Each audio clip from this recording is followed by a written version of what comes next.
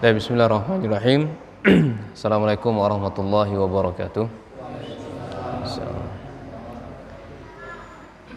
Innal hamdalillahi nahmaduhu wa nasta'inuhu wa nastaghfiruh wa natubu ilaih wa na'udzu billahi min shururi anfusina wa min sayyiati a'malina. May yahdihillahu fala mudilla lahu wa may yudlil fala hadiya lahu. Asyhadu an la ilaha illallah wahdahu la syarika lah. Wa asyhadu anna Muhammadan abduhu wa rasuluh. Fasallallahu subhanahu wa ta'ala ayyamuna alaina bi'ilmin nafi' wa amalin salih wa yafaqihna fid din wa iftalada futuhal arifin wa yarzuqna al-ikhlasa fil aqwali wal a'mali. Allahumma amin. Alhamdulillah taufikillah subhanahu wa ta'ala kita masih dalam keadaan sehat. Sehat Pak ya? Sehat Kak? Alhamdulillah. Baik, ikhwan sekalian, Bapak Ibu sekalian yang dirahmati Allah Subhanahu wa taala. Judul kajian kita pada kesempatan malam hari ini adalah membahas tentang Ahlul Bait. Ahlul Bait Nabi sallallahu alaihi wasallam. Ya, keluarga Nabi. Kita akan pelajari keluarga Nabi sallallahu alaihi wasallam. Dan yang kedua insyaallah akan kita pelajari juga ini sahabat Nabi. Tadi keluarganya, yang kedua sahabat Nabi alaihi salatu wassalam. Jadi di antara akidah Ahlussunnah wal Jamaah yang kita sebut akidah aswaja, jadi mereka sangat memuliakan keluarga Nabi, sangat memuliakan sahabat Nabi sallallahu alaihi wasallam. Ini keyakinan yang harus tertancap dalam hati kita, tidak boleh goyah sedikit pun, harus meyakini bahwasanya mereka ini adalah keluarga Nabi yang mestinya kita muliakan, yang mesti kita sayangi, yang mestinya kita hormati. Baik. Keluarga Nabi alaihi salatu wassalam disebut dengan Ahlul Bait. Ya, secara bahasa mereka itu disebut keluarga Nabi, ya. Mereka memiliki jalur nasab, keturunan Nabi, ya, keturunan Nabi sallallahu alaihi wasallam. Nah, maka secara bahasa para ulama Ahlussunnah wal Jamaah mereka disebut, atau mereka siapa saja Ahlussunnah, siapa saja keluarga Nabi sallallahu alaihi wasallam, pertama istri beliau, istri-istri Rasul sallallahu alaihi wasallam. Istri beliau itu jumlahnya 11. Istri Rasul jumlahnya 11. Iya. Itu berlaku kekhususan untuk Nabi. Ya. Istri pertama beliau adalah Khadijah binti Khuwailid, yang waktu itu Nabi SAW masih berusia 25 tahun. Ini usia ideal Pak Ibu sekalian. Nikah itu 25 tahun. Ini nikah idealnya. Ya, Nabi menikah dengan Ummul Mukminin Khadijah. Dalam sebuah riwayat Ummul Mukminin Khadijah ini umurnya sudah tidak dikatakan muda lagi. Ya, Nabi menikahi beliau dalam keadaan janda. Dalam keadaan janda 40 tahun. Ya. Cowoknya, laki-lakinya 25, nikahinya janda. Ini bukanlah sebuah aib. Ya, kadang di sebagian kita gitu ya. Kok anak muda single, ya. Kok nikahi sama janda, kayak gadis nggak ada aja. Nah gitu kan, kayak gadis nggak ada aja. Dekati lagi jemo ini kan. Ada janda be jadilah laju be, ya kan. Ini Nabi SAW menikahi Ummul Mukminin Khadijah di usia beliau yang 25 tahun. Ya. Nah, selama menikah sama Ummul Mukminin Khadijah, beliau enggak poligami. Beliau termasuk orang yang setia dengan istrinya. Ya. Baru setelah beliau istri yang pertama ini meninggal, baru dah ditawarkan kepada beliau, ya, istri yang keduanya, yang namanya Saudah. Namanya Saudah. Itu Saudah pun juga bukan gadis, sudah tua juga, jauh lagi tuanya ketimbang Ummul Khadijah. Iya. Nah, jadi selama dengan Khadijah, Nabi SAW tidak melakukan poligami. Tapi apakah Nabi SAW menyelisih Al-Quran? Dalam Al-Quran dijelaskan menikah itu untuk laki-laki dibolehkan berapa? 4 saja. Iya, ayo Pak. Iya. Masna wa sulasa wa ruba. Ya kan? Nikahilah wanita itu 2, 3 dan 4. Ketika kalian tidak mampu berlaku adil, maka cukup 1 saja. Iya. Jadi hukum asalnya menikah itu poligami. Hukum asalnya menikah itu poligami. Nah, ini berlaku untuk Nabi SAW, ya, diizinkan oleh Allah untuk menikahi banyak wanita. Itu bukan karena Nabi SAW menurutkan hawa nafsu, itu tidak. Ada maslahat di situ, maslahat yang besar. Kalau kita baca sejarah itu, Bapak Ibu sekalian, Nabi SAW menikahi istri-istri beliau itu karena ada yang fakir, ada yang miskin, fuqara wa masakin, ada yang ditinggal mati suaminya, terus sedih. Nabi SAW menikahinya dalam rangka untuk menghibur. Nah, enggak ada. Dan itu diizinkan oleh Allah Subhanahu wa taala. Ini berlaku untuk Nabi SAW dan tidak berlaku untuk umatnya. Nah, jadi ini istri Nabi SAW yang pertama adalah Khadijah binti Khuwailid, kemudian yang kedua adalah Saudah binti Zam'ah, yang ketiga baru Aisyah. Itu menikahi beliau benar-benar usianya sangat belia sekali. Kalau bahasa kita sekarang pernikahan dini, ya, pernikahan dini. Dan ketika itu Ummul Mukminin Khadijah Aisyah radhiyallahu anha dinikahi oleh Nabi SAW ketika umur beliau 6 tahun. Belum SD, Pak.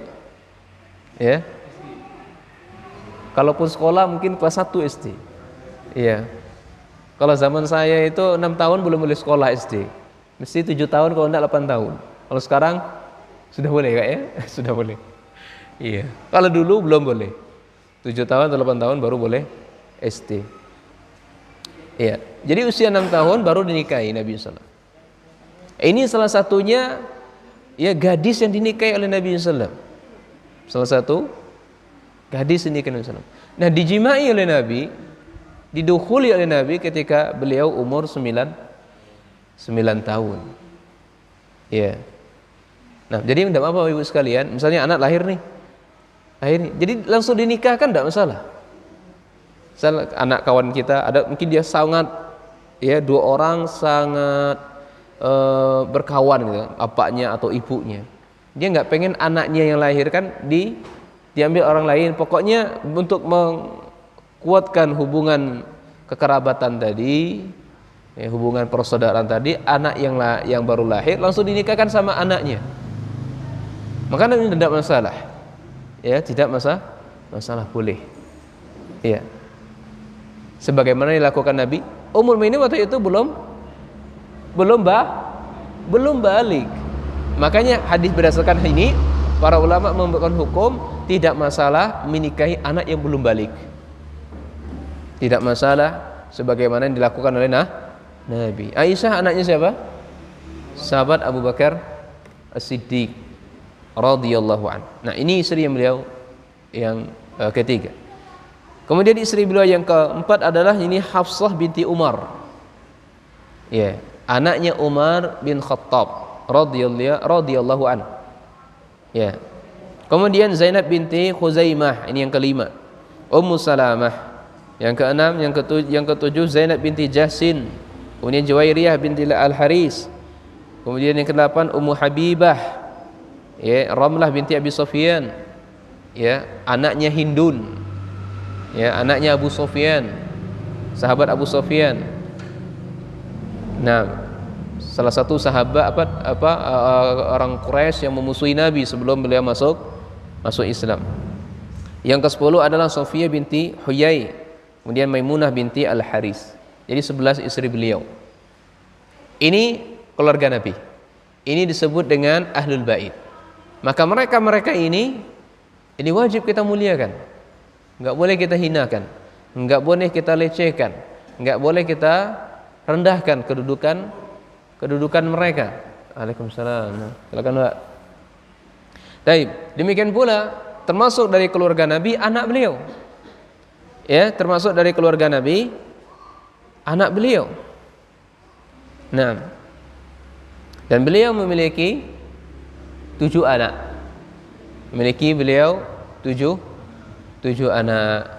Ibrahim, ya, Zainab, Ruqayyah, Fatimah, ya, dan yang lainnya, ya, Abu Qasim, dan beliau digelari kunyahnya dengan Abul Qasim, dan kita tidak boleh berkunyah dengan kunyahnya Nabi SAW. Nah, ini anak-anak Nabi SAW, ini termasuk Ahlul Bait. Baik, ini keturunan Nabi SAW, keluarga Nabi SAW. Baik, kemudian kerabat Nabi. Jadi keluarga Nabi tadi istrinya, anaknya. Seorang muslim ini mestinya dia kenali istri-istri Nabi, kenali anak-anak Nabi alaihi salatu wassalam. Ini pembahasan ini panjang, ikhwan, Bapak Ibu sekalian. Siapa itu Aisyah, Khadijah itu siapa, panjang. Intinya cukup secara global kita ketahui, ya, istri-istri Rasulullah SAW. Nah, termasuk bagian dari kita mencintai beliau, mengingat beliau, kita namai anak-anak kita dengan anak-anak Nabi SAW. Ya, kita namai anaknya mungkin Aisyah, anaknya mungkin Fatimah, anaknya bintinya Zainab, Ruqayyah, Ummu Kulsum, ya, atau Ibrahim, atau yang lainnya dari, ya, nama-nama yang baik. Nah, atau menamai anak-anak kita dengan nama-nama Nabi. Ya, mestinya seorang muslim berbangga dengan nama-nama seperti ini. Ya, jangan sampai kita menamai anak kita dengan nama-namanya orang kufar. Ya, dengan tokoh-tokoh kufar. Contohnya dinamai anaknya, ya, apa nama orang kufar? Dinamai anak-anaknya dengan pemain bola yang notabene itu kok orang-orang kafir, bukan agama Islam, Bu. Oh, bangga. Oh, iya, itu pujaan saya. Ya, itu idola saya. Mesti seorang muslim yang jadikan patokan utama dia, idola yang paling utama adalah Rasul sallallahu alaihi wasallam. Ya. Makanya ada 2 nama yang dicintai oleh Allah Subhanahu wa taala, yang dicintai Nabi sallallahu alaihi wasallam, Abdullah dan Abdurrahman. Ini 2 nama yang dicintai oleh Allah atau dicintai oleh Nabi. Kalau Nabi mencintai, berarti Allah pun juga ikut mencintainya. Maka namai anak kita dengan nama-nama mereka, Abdullah atau Abdurrahman, hambanya Allah atau hambanya Ar-Rahman. Ya. Baik, keluarga Nabi itu tadi istri Nabi dan anak-anak Nabi sallallahu alaihi wasallam. Kemudian kerabat Nabi. Kerabat Nabi sallallahu alaihi wasallam, ya, pertama adalah keluarga atau keturunan sahabat Ali bin Abi Thalib. Ali, sahabat Ali bin Abi Thalib itu sepupu Rasul sallallahu alaihi wasallam. Ya. Anak keturunan beliau itu Ahlul Bait namanya. Kemudian saudara-saudara Ali seperti Aqil binti Abi Thalib. Kemudian Ja'far, ya, itu anaknya Ali, anaknya Abu Thalib. Abu Thalib bapaknya kafir, nggak mau masuk Islam. Anak-anaknya Islam, mengikuti ajaran Rasul sallallahu alaihi wasallam. Meskipun Abu Talib membantu membela mati-matian dakwahnya Rasul sallallahu alaihi wasallam, tidak membuatnya masuk ke dalam Islam. Nah, ini di sini Bapak Ibu sekalian, hidayah itu milik Allah. Hidayah itu milik Allah. Meskipun beliau seorang nabi menjelaskan syariat Allah, kalau Allah enggak menghendaki seseorang itu menerima Islam, ya enggak akan bisa. Ya. Nah, kewajiban kita atau kewajiban saya sebagai penyambung lidah dari Rasul sallallahu alaihi wasallam itu hanya menyampaikan saja. Hanya sebatas menyampaikan risalah Allah yang sampai kepada kita melalui lisan Nabi sallam, ya, yang mutawatir yang sampai pada kita saat ini, maka wajib kita untuk terimanya. Nah, ini keluarga Ali bin Abi Thalib, keluarga Ja'far, kemudian keluarga Aqil. Kemudian anaknya Ibnu Abbas, anaknya Abbas, paman Nabi SAW, yakni Abdullah Ibnu Abbas. Abdullah Ibnu Abbas ke bawah, keturunan ke bawah, yaitu keluarga Nabi, kerabat Nabi sallallahu alaihi wasallam. Ini wajib bagi kita untuk mengagungkannya. Ya. Wajib kita mengagungkannya, ya, sesuai dengan kedudukan mereka, tidak berlebihan. Iya. Jangan sampai kita menuhankannya sebagai mana yang dilakukan oleh orang-orang Syiah Rafidah. Syiah Rafidah yang mencela mati-matian, memaki-maki sahabat Abu Bakar, yang mencela mati-matian sahabat Umar bin Khattab, mencaci maki. Itu Syiah Rafidah yang mereka menghalalkan nikah mut'ah, atau bahasa kitanya nikah kontrak. Mau nikah dengan saya, kontraknya sebulan, selesai sebulan cerai. Itu orang Syiah gitu. Kemudian orang Syiah ini tidak hanya mereka suka bertakiyah. Takiyah itu melakukan kebohongan, kebohongan. Di lisannya bagus, tapi ya sebenarnya mereka mengingkari. Baik. Jadi nggak sampai seperti Syiah yang mereka mentuhankan sahabat siapa? Ali bin Abi Thalib. Makanya ketika azan itu mereka menggantinya atau menambahnya dengan azan, ya, menambahkan kalimat Ali, bahwasanya Ali itu adalah ilah, Tuhan, bukan Allah yang Tuhan, tapi sahabat Ali yang Tuhan bagi mereka. Baik.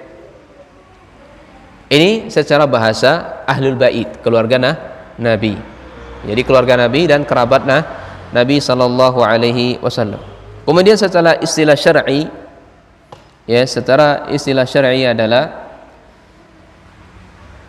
Ahlul Bait itu mereka ini keluarga Nabi alaihi salatu wasallam yang diharamkan untuk makan sedekah.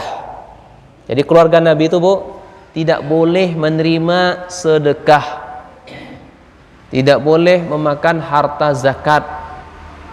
Ya, itu keluarga Nabi alaihi salatu wasallam dari Bani Hashim dan Bani Muthalib. Nah, jadi Ahlul Bait itu mereka adalah Bani Hashim dan Bani Muthalib. Mana dalilnya? Dalilnya adalah innama Banu Muthalib wa Banu Hashim syai'un wahid. Ini hadis riwayat Imam Bukhari. Ya, kata Nabi, hanya saja Banu Hashim dan Banu Muthalib itu syai'un wahid. Ya, syai'un wahid, sesuatu yang satu. Artinya mereka bersaudara, bapaknya satu. Banu Hashim dan Banu Muthalib itu, ya, bapaknya satu. Baik. Ini dalilnya. Kemudian kedudukan Ahlul Bait. Kedudukan Ahlul Bait. Ini poin yang kedua. Tadi pengertian Ahlul Bait itu siapa? Kemudian yang kedua adalah kedudukannya Ahlul Bait ini baik dari Al-Quran maupun dari sunnah Nabi sallallahu alaihi wasallam. Baik. Hadisnya dikeluarkan oleh sahabat Abu Bakar radhiyallahu an. Sahabat Abu Bakar berkata, "Irkubu Muhammadan fi ahli baitihi." Hadisnya diriwayatkan oleh Imam Bukhari. Apa maksudnya? Ihfazuhu fi ahli fala tasubbuhum wala tu'zuhum. Ini sahabat Abu Bakar ya menjelaskan hadis ini, beliau berkhutbah di atas mimbar menjelaskan ya kedudukan Ahlul Bait. Kewajiban kita sebagai umat Nabi SAW terhadap Ahlul Bait Nabi adalah menjaganya. Ya, ihfazuhu, jagalah Ahlul Bait Rasul sallallahu alaihi wasallam. Jangan menyakitinya, jangan mengganggunya. Ini tidak boleh kita menyakiti dan mengganggunya. Sampai-sampai sahabat Abu Bakar berkhutbah, "Wallazi nafsi biyadih la qarabatu Rasulillah sallallahu alaihi wasallam ahabbu ilayya an asila min qarabati." Rawahu Muslim.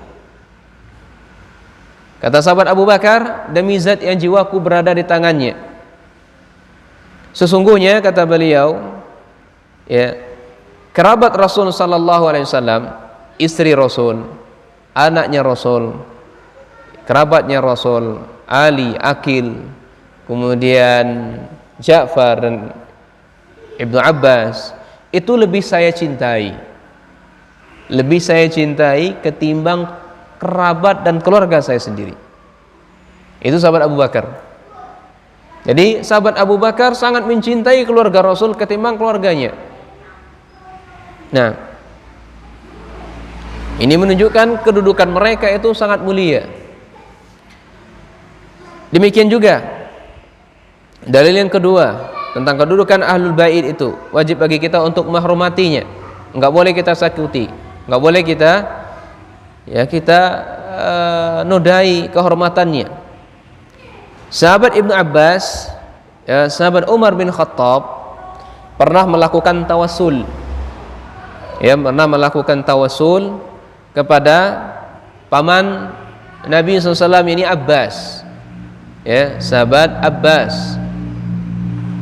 Jadi ini disebutkan oleh para ulama tawassul yang disyariatkan, Bu. Tawassul yang disyariatkan, karena di situ ada tawassul yang mamnu, yang dilarang, tidak boleh. Ya. Tawassul yang disyariatkan sebagaimana dilakukan oleh Umar bin Khattab. Ya, kalau tawassul yang disyariatkan itu adalah kita ketika kita berdoa, maka kita berdoa dengan nama dan sifat Allah. Atau kita bertawassul kepada Allah dengan amal-amal soleh yang kita lakukan. Yaitu tawassul yang disyariatkan. Iya. Nah, di sini Umar bertawassul kepada Abbas satu ketika. Kana idza qahtu istasqa Al-Abbas bin Abdul Muttalib faqala inna kunna natawassalu ilaika bi nabiyyina fatasqina wa inna natawassalu ya ilaika bi ammi nabiyyina fasqina faqala atau qala fayasqun, ya, qala fayusqauna. Jadi ketika di zamannya Umar bin Khattab musibah melanda, enggak hujan-hujan, ya, kering kerontang, tanah-tanah sudah banyak yang pecah-pecah, ya, sumur-sumur sudah pada kekeringan. Jadi enggak turun hujan sama sekali. Maka beliau Umar mendatangi Abbas, berkata kepada Abbas, "Ya Abbas, dulu semenjak Nabi SAW hidup, kami bertawassul kepada Nabi. Ya Nabi, berdoalah kepada Allah agar diturunkan hujan." Ya, maka turun hujan. Sekarang Nabi sudah nggak ada, Nabi sudah meninggal, Nabi sudah wafat. Maka kami bertawassul dengan pamannya Rasul sallallahu alaihi wasallam. Ini engkau wahai Abbas, berdoalah kepada Allah agar kami diturunkan hujan. Berdoa Abbas, turun hujan. Hadisnya adalah riwayat Bukhari. Maka tidak masalah Bapak Ibu sekalian bertawassul dengan orang-orang yang soleh. Jadi tawassul itu syaratnya 3. Ya, tawassul itu syaratnya 3. Pertama, dia orangnya hidup. Nabi SAW, ya, ketika masih hidup, Umar bertawassul dengan Nabi. Ketika Nabi wafat, nggak ada nih. Ke siapa Nabi bertawassul? Kepada kepada pamannya Abbas. Ya, kepada pamannya Abbas. Ya. Maka syaratnya pertama harus hidup. Yang kemudian yang kedua, orangnya harus hadir, ada di tengah-tengah kita, ada di hadapan kita. Abbas tadi, Umar bertawassul kepada Abbas. Ada nggak di hadapan beliau? Ada. Bukan orang yang gaib, bukan orang yang tidak dikelihatan oleh pandangan kita. Ada orangnya. Yang kemudian yang ketiga, dia mampu. Ini syarat ketiga ini harus terpenuhi. Syarat ini harus terpenuhi. Kurang dari satu, maka jatuh dalam perbuatan menduakan Allah. Ya, dia mampu berdoa kepada Allah.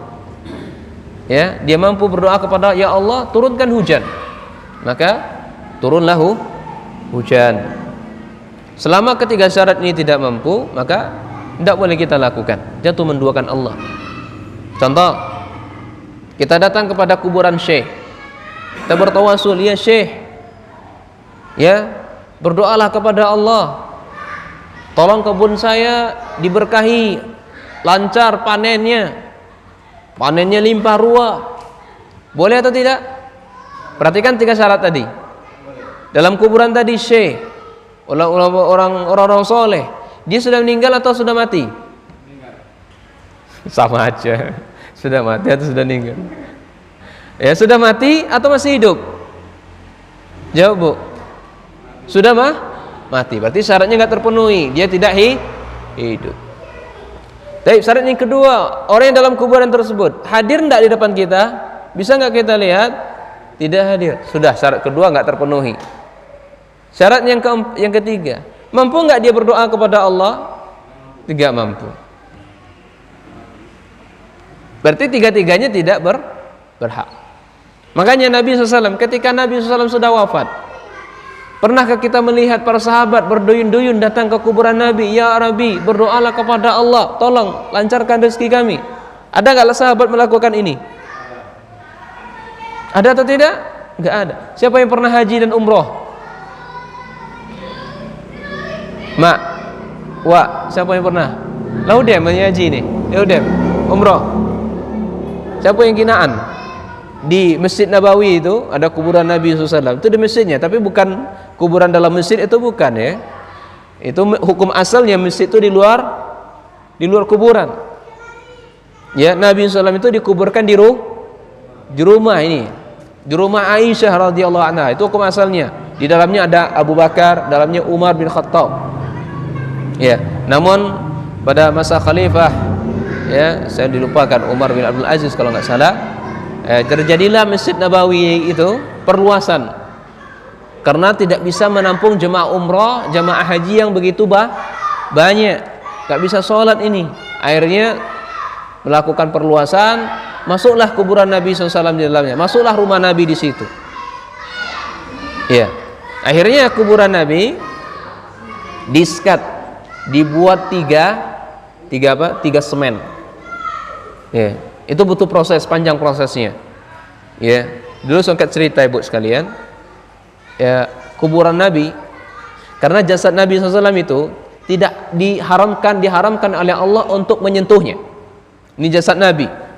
Dalam hadis Nabi SAW itu dijelaskan seperti itu. Jasad Nabi, para anbiya itu diharamkan tanah menyentuhnya.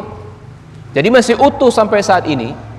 Dan orang-orang kafir, mereka ingin membuktikan benar atau tidak, ingin meneliti, akhirnya datang ke Madinah, nyewa sebuah hotel. Dari hotel tersebut mereka membuat terowongan, membuat gari, membuat lubang, hingga tembus ke kuburan, ke rumah Nabi sallallahu alaihi wasallam. Ya. Kemudian sang raja waktu itu ia berkali-kali mengalami mimpi. Mimpi. Bahwasanya kuburan Nabi sallallahu alaihi wasallam itu sedang digali. Berkali-kali. Ini isyarat dari Allah ya kepada sang raja waktu itu. Kemudian diperintahkanlah tentara-tentara rajanya ini untuk mencari ya seluruh yang ada di Madinah. Orang-orang asing yang ada di Madinah, siapa yang melakukan galiannya? Akhirnya didapati. Akhirnya ditemukan orang kafir yang menggali lubang dari hotel. Hampir saja menembus kuburan Nabi sallallahu alaihi wasallam.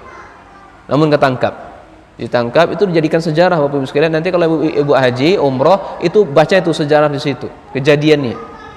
Akhirnya ditangkap, langsung dipenggal lehernya. Ya, ini hukuman bagi mereka, dipenggal lehernya, disaksikan rame-rame. Nah, ini sejarah realita kisah nyata. Nanti bisa ibu baca di situ. Jadi akhirnya atas kejadian itu, akhirnya kuburan Nabi, rumah Nabi itu diskat menjadi 3 lapis dinding. Ya, seperti ini mungkin. Ya, jadi lapis 3. Makanya Bapak-Ibu sekalian, kalau sholat di masjid-masjid yang ada kuburan, ya, pendapat yang saya pegangi, hukumnya tidak sah. Ya. Tapi ada pertanyaan, Ustaz. Bagaimana kalau kuburannya duluan? Masjidnya baru dibangun. Atau kuburan atau masjidnya duluan, kuburannya belakangan. Apa yang dilakukan? Apa yang dilakukan? Kalau masjidnya duluan, kuburannya belakangan, kuburannya dibongkar, pindahkan. Ya. Kalau kuburannya duluan, masjidnya belakangan, masjidnya pindah. Masjidnya pindah. Nah, begitu. Ya. Namun penjelasan ini masih panjang Ibu sekalian. Nah, ini tawasul ya. Tawasul yang disyariatkan. Jadi syaratnya harus terpenuhi 3. Hidup, bukan orang mati. Kemudian orang adib, bukan ghaib. Kemudian dia mampu untuk berdoa kepada Allah SWT. Kemudian dalil yang ketiga tentang kedudukan Ahlul Bait. Rasul sallallahu alaihi wasallam, "Mahlan ya Abbas, li islamuka yauma aslamta kana ahabba ilayya min islamil Khattab." Ini perkataan Umar bin Khattab kepada sahabat Abbas. Ya, kepada sahabat Abbas radhiyallahu anhu.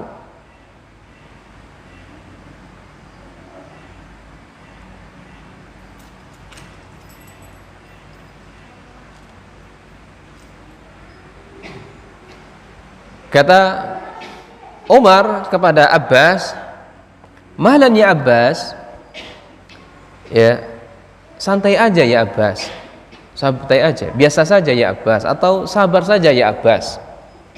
Sesungguhnya Islammu yang pada hari kamu Islam itu jauh lebih aku cintai ketimbang Islamnya Khattab.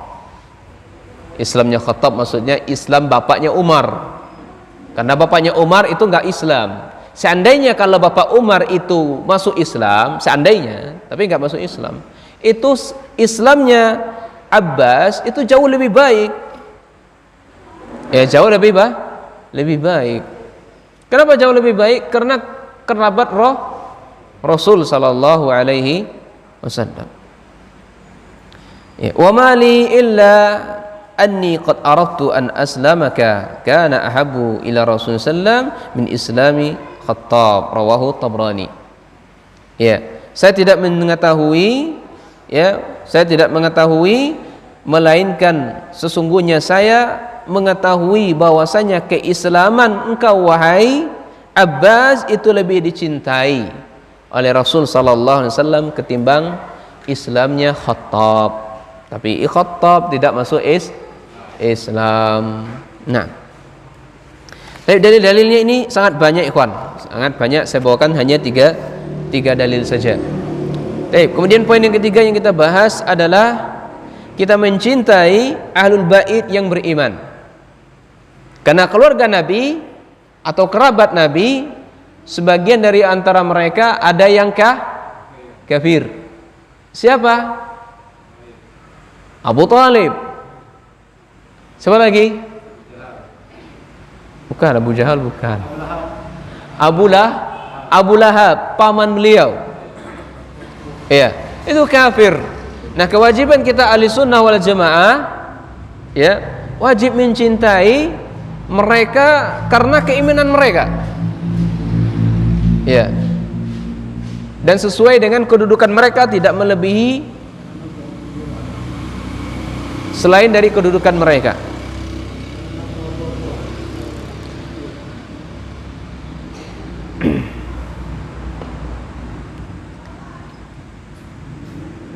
Dalam Quran surah Al-Fat dijelaskan ayat 29. Nabi SAW, Allah Subhanahu wa taala berfirman, Muhammadun Rasulullah wallazina amanu asyidda'u 'alal kuffar ruhama'u bainahum.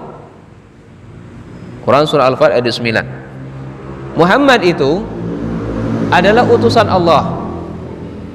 Dan orang-orang yang bersama mereka, kalau dibaca dalam tafsir Baghawi dan jalan lain, maksudnya adalah orang-orang yang bersama mereka ini adalah jami'ul mu'minin, semua orang mukmin.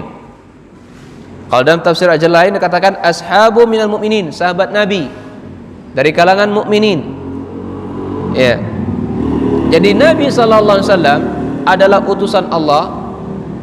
Kemudian sahabatnya dari kalangan orang yang beriman atau seluruh kaum mukminin itu terhadap orang-orang yang kafir asyidda.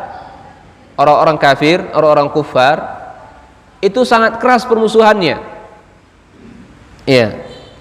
Yang ini mereka orang kafir yang memerangi Islam, dijelaskan dalam tafsir, ya, tafsir yang lain seperti Al-Qurtubi. Ya. Sebagaimana seekor singa memperlakukan mangsanya, demikianlah mestinya kita memperlakukan orang-orang kafir, ya, orang-orang kafir yang memerangi kita. Tapi kalau orang kafir yang dijaga oleh negara, yang ada perjanjian dengan Rasul sallallahu alaihi wasallam, yang orang-orang kafir yang membayar upeti, maka enggak boleh kita perangi, enggak boleh kita bunuh. Ya, enggak boleh berlaku kasar kepada dia. Nanti ada datang jemaah kafir ke sini, kamu orang turis ya, orang bule ya. Langsung diseret-seret dia dalam selokan misalnya. Oh, ini pengamalan ayat ini harus keras dengan orang kafir. Oh, enggak begitu. Mereka dijamin oleh negara, dijamin oleh janji-janji mereka. Mereka juga membayar upeti, bahasa kitanya membayar pajak atau paspor atau visa datang ke Indonesia. Enggak boleh. Yang kita berlaku keras kepada mereka, yang mereka memerangi kita, ini kafir harbi. Disebutkan dalam hadis Nabi SAW, man qatala mu'ahadam lam yarah ra'ihatal jannah. Ya, siapa yang sengaja yang membunuh orang-orang kafir mu'ahad atau kafir zimmi, kafir mu'ahad yang sedang melakukan perjanjian, kafir zimmi orang-orang yang sedang membayar upeti, sengaja dia membunuhnya, sengaja dia memeranginya, lam yarah ra'ihatal jannah, dia tidak akan pernah mencium bau surga. Itu orang kafir, ikhwan, Mbak, Bu. Orang kafir enggak boleh kita bunuh, apalagi orang muslim. Ya. Jangankan membunuh, Bapak Ibu sekalian, lisan kita menyakiti saudara kita haram. Ya. Bukan hanya sebatas menyakiti dengan lisan, merendahkan sesama muslim dengan hati saja haram. La tahqiranna. Ya. Janganlah kalian saling merendahkan antara satu dengan yang lainnya dengan hati-hati kalian. Sebagaimana dijelaskan oleh Syekh Utsaimin rahimahullah taala dalam kitabnya Riyadhus Shalihin. Ini enggak boleh meremehkan orang lain. Kamu, enggak tahu apa kamu. Itu masuk merendahkan orang lain dengan lisan. Ya, demikian pula hati. Enggak tahu nih, orang lain enggak tahu, yang tahu kita nih. Kalau kita merendahkan orang lain, jatuh pada perbuatan dosa. Jatuh pada perbuatan dosa. Enggak boleh menyeremehkan orang lain. Itu Islam indahnya begitu, Pak. Apalagi di dusun-dusun kita nih banyak nian jemonya, dikit injak kaki langsung juga lehernya. Tak mana lah macam ini kan? Ya kan? Islam enggak boleh. Enggak boleh. Ya. Lagi musim durian di Maling Jemo, siapa ngambilnya? Tetangga lah. Malamnya langsung dibunuh jemaah tetangganya. Ini tidak boleh. Ya, tidak boleh. Tidak boleh. Baik. Tetapi mereka ruhama'u bainahum. Kalau orang sesama muslim, mereka sangat berkasih sayang. Sesama muslim mereka berkasih sayang, berlemah lembut, tutur katanya dijaga, tidak teriak-teriak. Itu orang muslim, Bu. Ya. Woi, sini woi. Sini. Ini enggak boleh. Ya. Apalagi yang kita panggil itu orang yang besar lagi. Apalagi yang kita panggil itu kiai. Pak Kiai, sini Pak Kiai. Enggak boleh. Islam tidak membenarkan seperti ini. Jangankan sesama kiai sama ustadz, antara sama kita saja tidak dibenarkan memanggil orang dia dengan sebutan-sebutan yang nggak bagus seperti itu, teriak-teriak panggilannya. Kalau kita butuh, datangi, jauh lebih memiliki etika, jauh lebih memiliki tata krama, datangi. Ya, nah, itulah orang-orang beriman, orang-orang muslim antara satu dengan yang lainnya, mereka saling menyayangi, saling melemah lembut. Kalau tutur katanya tutur kata yang bagus, ketemu dengan saudaranya dengan senyum, ketemu dengan saudaranya bersalaman. Bu, Bapak Ibu sekalian, salaman itu menggugurkan dosa, Bu. Salaman itu ya menggugurkan dosa. Kita kan banyak dosa kan. Salam, Cik. Salam kan? Siapa kabar? Ini udah keruan kau. Kapan salam-salam dengan aku nih? Tidak, kita kenal tak kenal tetap salam. Kalau kita memberikan salam kepada orang yang kenal saja, ini min asratis sa'ah, tanda-tanda kiamat sudah ada. Jemonya kenal, assalamualaikum, salam. Tidak kenal, tidak, assalamualaikum. Apalagi jabat tangan. Nah, jadi berjabat tangan sendiri itu menggugurkan dosa. Baik. Jadi kita mencintai keluarga Nabi ini karena keimanan mereka. Kita mencintai keluarga Nabi karena kekerabatan beliau dengan Rasul sallallahu alaihi wasallam. Adapun Abu Thalib, Abu Lahab kita tidak mencintainya. Kalau Abu Thalib maka kita cintai beliau hanya sebatas perbuatan yang beliau lakukan kepada Rasul sallallahu alaihi wasallam saja. Nah, adapun atas kekafirannya kita enggak boleh. Apalagi kalau itu adalah ahlu baitnya dari kalangan sahabat Nabi sallallahu alaihi wasallam, itu sangat lebih dicintai lagi. Wa ahlul baiti uzakkiruhumullah, ya, wa ahlul baiti uzakkirukumullah fi ahlil baiti, rawahu Muslim. Sampai 3 kali Nabi sallallahu alaihi wasallam mengulang, sesungguhnya ya ahlul baitku, ya, aku mengingatkan kalian, hormati mereka, sayangi mereka, ya, jaga nama mereka. Kemudian ya poin yang keempat adalah ya status ahlul bait bukanlah sebuah jaminan. Nah, insyaallah ini akan kita bahas di ba'da Isya insyaallah. Ini 3 poin ya yang kita bahas di sini adalah hanya 4 poin saja. Nah, kita akhiri. Subhanakallahumma bihamdika asyhadu an la ilaha illa anta astaghfiruka wa atubu ilaik.